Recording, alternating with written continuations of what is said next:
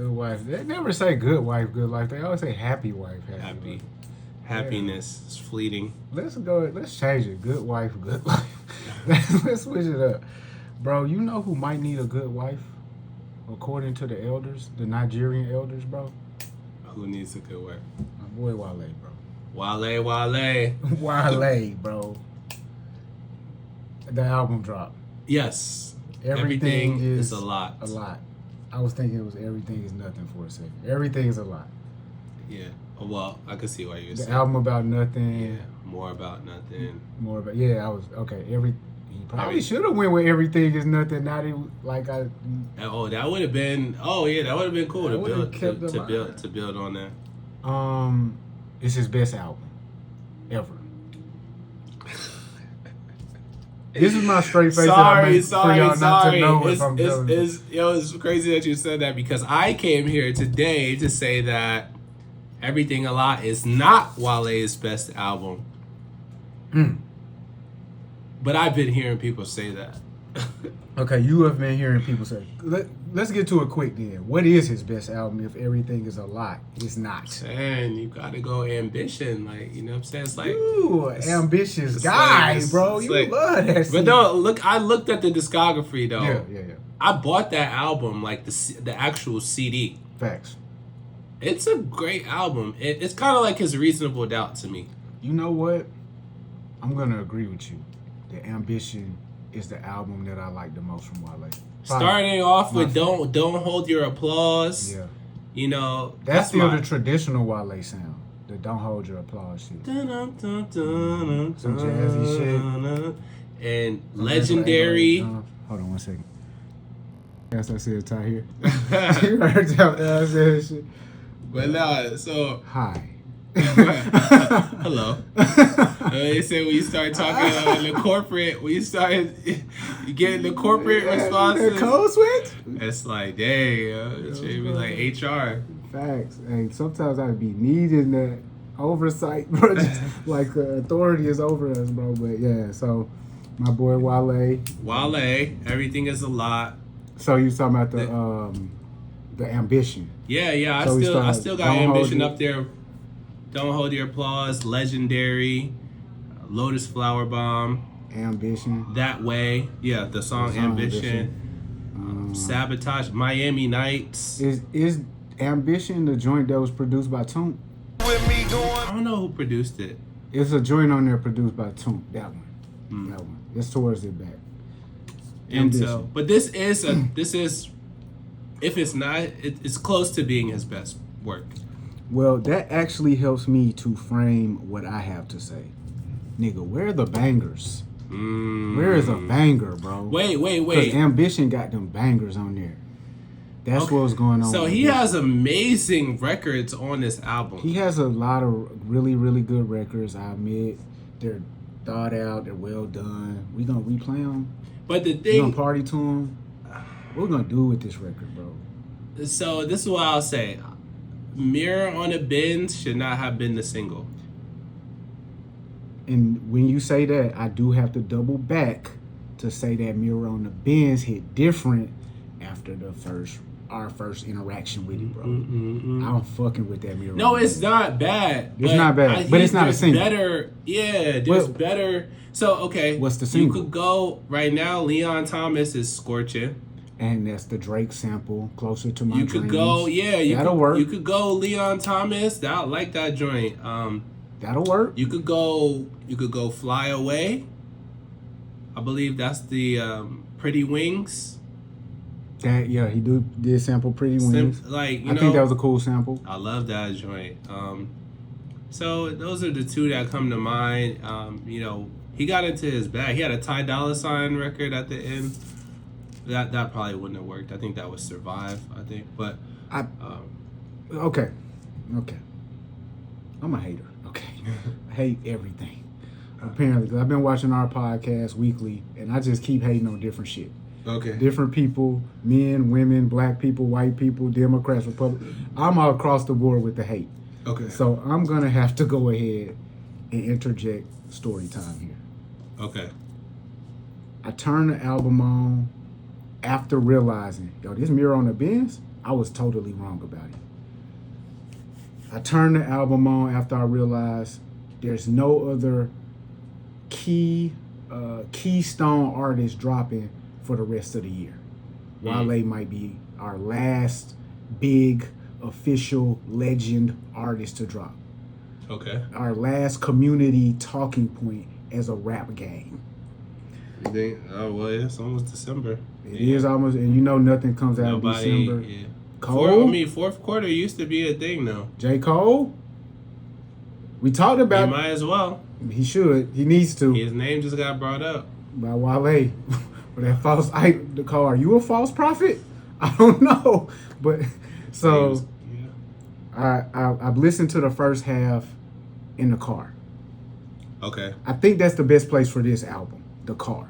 Yeah, I agree. Not the club, not the jog, not getting ready like a Gunna album, not the gym. This is the car at night after your sneaky link didn't answer. That's what this album is for. Okay, you might be sipping some Blanco, some Reposado, feeling your emotions. Mm-hmm. That's how I listened to the first part of the album, in the whip. I said, this is okay. Uh-huh. I do need to hear a banger. I got to that Michael Fredo, and I said, it's not a banger. It's an energetic beat, but it's not a banger. It's not a trap anthem. It's not for the streets. I listened to the second half on a run yesterday. I got more and more frustrated. Bruh, every song that came on was a low-key, mellow, somber mood. I'm glad you're saying this, bro. Bro, I'm gonna hit you with a real conundrum. I turned after the Wale went off. Because I think actually the song before the last one was the most energetic record. Oh, Survive? It might have been Survive. Yeah. That Ian came on, that little white boy. That shit went harder than this Wale. Oh my God. That nigga had more bangers. Go check out Friends from Everywhere. Go check out the intro to the project. Go check out track 2. The nigga had at least 3 bangers. Wale had 0. Have we heard any of them though? Since? I mean, we're not gonna hear them because nobody's being paid a bag to play them. Yeah. Nothing like that. They're not like high level. Saying they just more slaps. They just slap harder. More slaps. I'm not saying that there's more effort put into them, more quality. They slap harder. I got to do less work to get into them and out of them. So you said you happy I said that. I'm happy you said that, bro, because, all right, my group chat was going, I want to say they was going crazy, but they was really hyping up the Wale project before I got a chance to listen to it. So I went in like... What kind of guys are these, bro? I know these guys. I respect these guys. You know them. you know them. Like, I respect every single one like, of these guys. It's really good. So I'm like, okay, I mean, it's Wale. I expect good product. He's a great artist. Great lyricist.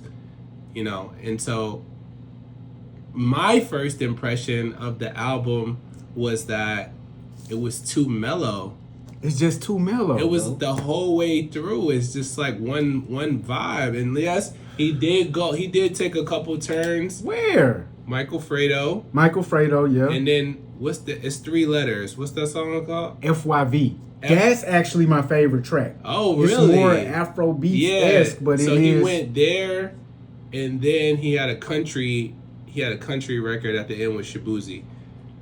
So he tried to switch it up a little bit, is my point. Shabuzi, don't let these black people do that. Don't be that guy where you're the black entryway to country music and y'all gotta now make a trash song. But even that, that was not a great way to end the album. He should have ended it with the song before that. Yeah. Actually. Yeah. Was that the one with Ty Dolla? Yeah, Ty Dolla and the other guy. I wish I could think of his name right now. Nino Payne. Yes. Nino Payne, yes. Yeah, I like that joint. So, I enjoyed that record, yeah. So, I watched his interview at the Breakfast Club. I also watched his interview with Joe and Jada. Okay. Just to what was going through his mind at the time and going into making this album, like what was he experiencing? And so I listened to it again. Okay. What I hear in this album is certainly, as you alluded to, heartbreak. And they kept trying to bring that up on the Breakfast Club, and he was like, "No, it's Tomorrow Today on there." Yeah, but Yeah, a lot of getting over a relationship that he had with his child's mother. Yes. Seeing her move on to a new guy, having to deal with that. Definitely respect his perspective on that, though. That's the G Herbo. So mature, man. So mature. Good guy. I was like, damn shit. You just happy to have a good man as a part of that woman's life and your daughter's. That nigga said he understand why I couldn't make it work, and I understand how he can. Yeah. I was like, damn. Y'all can work together, bro. He's exactly. That's so village. That's village. It gave me additional perspective on the lyrics. Okay. Because sometimes when you don't have a story behind the lyrics, like you don't, it's harder to connect. So what would you say the story of this album is? You just started off him breaking up with his baby mama. Yeah. So and then going on a run of relationships where it's dealing with that. Like everything is a lot, right? So It's everything. It's my relationship. It's friends dying, right? That's where you have survive. He talked about the young man. Yeah, you got people losing. Rex, I think was his name. Yes, you have friends that are losing their lives. You're dealing with depression. Yeah, and you're using alcohol to cope. Yeah, he was talking about Nipsey Hussle passing and remembering their interactions and just other rappers that he's made records with, and so he's struggling to deal with that stuff. Okay. Yeah. So is the industry coming to the realization that I have my job and it's provided this lifestyle for me, but I also lost out on this. So it's just everything is a lot. And how do you deal with it, right? When you're a cold person, these are his words. How do you deal with that when you're not vulnerable, when you're not really bro. When you have anxiety and depression, like how do you everything is a lot. So I needed some records on there like with the fuck that bitch energy, like just to get the street banger, just so we could match the street banger with the energy of the lyrics on top, and those lyrics match the theme of the album, because just the somber and melancholy mood of the entire thing was a lot. It was a lot, bro. Yeah, the more I'll say this, the more and more I listen to it, I'm probably like at least three listens in. Yeah, I appreciated more on the third listen than the first one. For sure. This is the sort of album I can tell, like just like that Mirror on the Benz, when I sit with the lyrics a little bit more and just find the appropriate place for the album. Maybe when I get into that season where I'm actually in the mental, because I might actually be in a similar circumstance, but the mental state that he's in, he's a city on fire. So one thing I want to say, which is that song is about back to life. The girl. Well, it's the girl. She outside. It's bottle. Well, no, that might be corner bottles, but it's like, y'all break up, but she outside. She's standing on every couch. She in a section with her friends. Like we seen it happen. You like damn, like, or we just broke up, and now. Not only did you get a new nigga, you had a baby by the nigga right after it's like Cardi B. Everything is a lot. Cardi B. Chill on Cardi. B. So we gotta announce that too. Oh, congratulations, Cardi B. Congrats, Cardi and Stephon Diggs to the new addition. Leave it in. Blessing. Leave it in. Bro. You should have clipped that. Finish this phrase. Leave it what? In. Name something specific. Name some specific people. I got outfit mouth. Is this real? Oh my God. This is a stunner right here.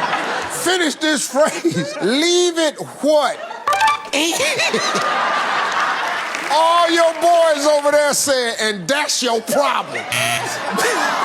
You should clip that. I'm gonna definitely clip that. He's not gonna clip it. Look, bro. So so Wale, and this to wrap it up. No pun intended. The